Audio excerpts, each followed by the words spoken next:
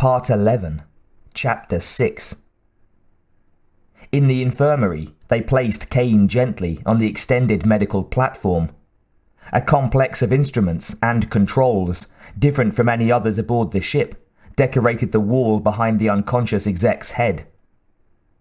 The table protruded from the wall, extending out from an opening about a meter square. Dallas touched controls, activated the auto dock. He walked to a drawer, removed a tiny tube of gleaming metal from inside. After checking to make sure it was fully charged, he returned to stand next to Kane's body. Ash stood nearby, ready to help, while Lambert, Parker, and Brett watched from the corridor behind a thick window. A touch of the side of the tube produced a short, intense beam of light from its far end. Dallas adjusted the beam until it was as narrow and short as he could make it without reducing power. Carefully, he touched the end of the beam to the base of Kane's helmet. Metal began to separate. He drew the cutter slowly across the side of the helmet, over the top and down the other side. He reached the base of the helmet on the other side, drew the beam through the thick seal. The helmet separated neatly. He and Ash each took a side as Dallas shut off the beam, removed the helmet. Except for a slow, steady pulsing, the creature showed no sign of life, no reaction to the removal of the helmet and its subsequent exposure to their full view. Dallas hesitated, reached out and touched the creature, hurriedly drew his hand back. It continued to pulse, did not react to the touch of his fingers. He reached down again, let his palm rest on the creature's back. It was dry and cold. The slow heaving made him slightly ill, and he almost pulled his hand away again. When the creature still showed no inclination to object, he got the best grip he could on the rubbery tissue and pulled as hard as he could. Not surprisingly, this had no effect. The creature neither moved nor relinquished its hold. "Let me try." Ash stood near a rack of non-medical tools. He selected a pair of thick pliers, moved to the table. Carefully getting a grip on the creature, he leaned back. "Still nothing. Try harder," Dallas suggested hopefully. Ash adjusted the pliers for a thicker hold, pulled and leaned back at the same time. Dallas raised a hand, noticing a trickle of blood running down Kane's cheek. "Hold it! You're tearing the skin." Ash relaxed. "Not me, the creature." Dallas looked sick. "This isn't going to work. It's not going to come off without pulling his whole face away at the same time." "I agree. Let the machine work on him. Maybe it will have better luck." "It had better." Ash touched several switches in sequence. The auto dock hummed, and the opening at the far end of the platform lit up. Then the platform slid silently into the wall. A glass plate descended, sealing Kane tightly inside. Lights flashed on within the wall, Kane's body clearly visible behind the glass. On a nearby console, a pair of video monitors flicked to life. Ash moved to study their readouts. He was the closest thing to a human physician on the Nostromo, was aware of both the fact and responsibility, and was intensely anxious to learn anything the machine could tell him about Kane's present condition. Not to mention that of the alien. A new figure appeared in the corridor, approached the three onlookers. Lambert gave Ripley a long, hard look. "You were going to leave us out there. You were going to leave Kane out there. 24 hours. You were going to make us sit around with that thing on his face, and the night just beginning." Her expression told her feelings far more clearly than did her words. Parker, perhaps the last member of the crew who one would expect to come to the warrant officer's defense, looked belligerently at the navigator. "Maybe she should have. She was the only one following the rules." He gestured towards the flashing interior of the auto dock and its motionless patient. "Who the hell knows what it is or what it can do? Kane's a little impulsive, sure, but he's no dummy and he couldn't avoid it.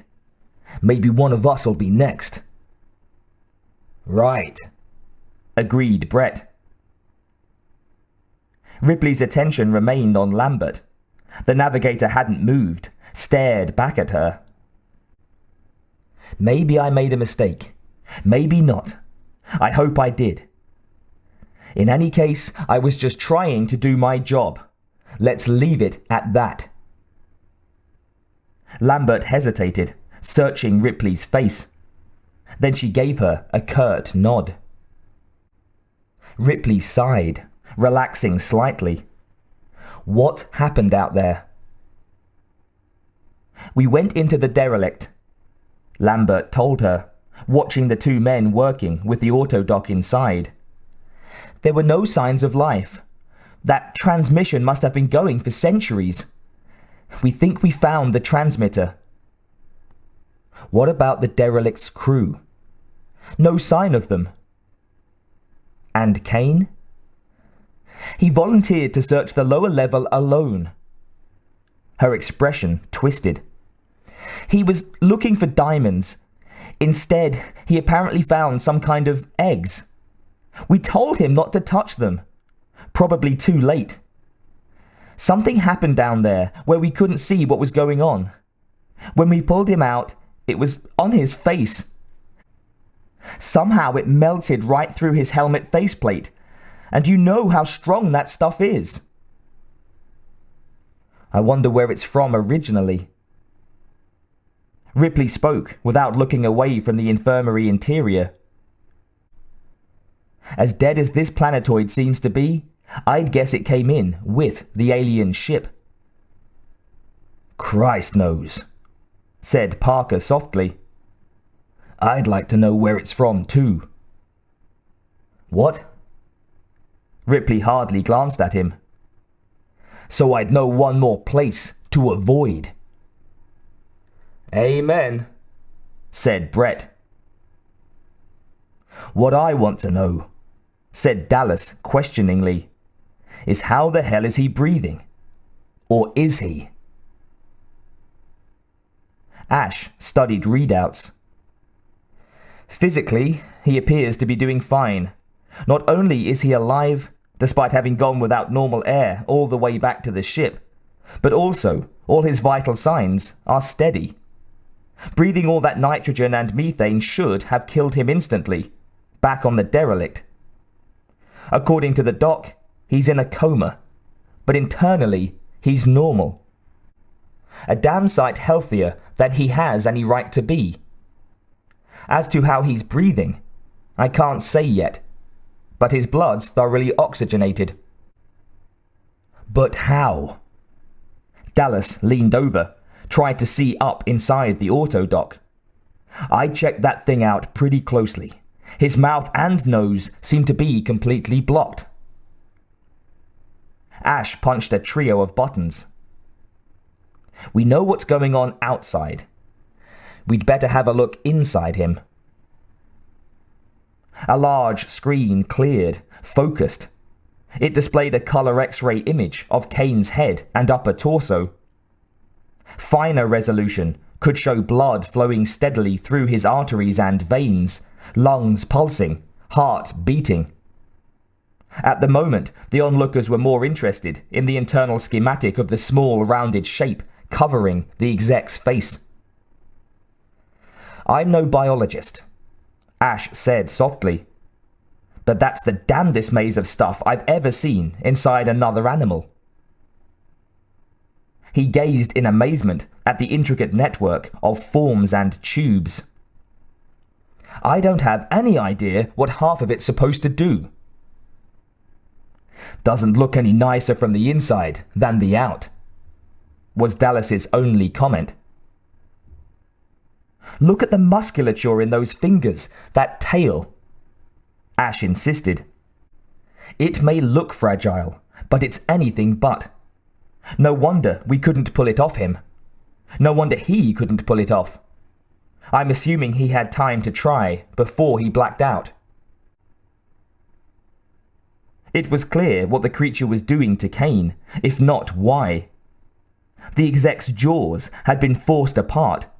A long, flexible tube extended from the palm of the hand creature down his throat.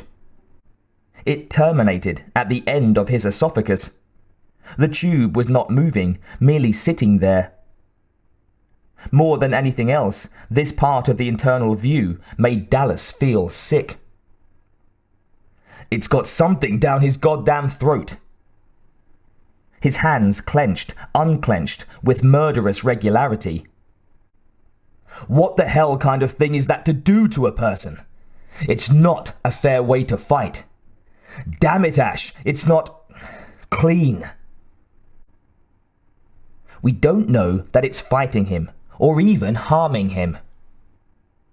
Ash confessed to being confused by the whole situation.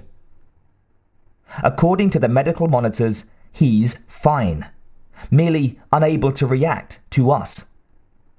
I know this sounds silly right now, but think a minute. Maybe the creature's a benign symbiote of some kind. Maybe, in its own particular confused way, it's done this to try to help him.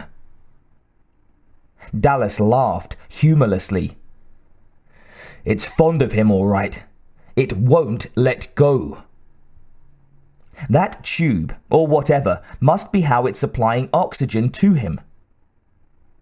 The science officer adjusted a control, switched to a tighter view and finer resolution.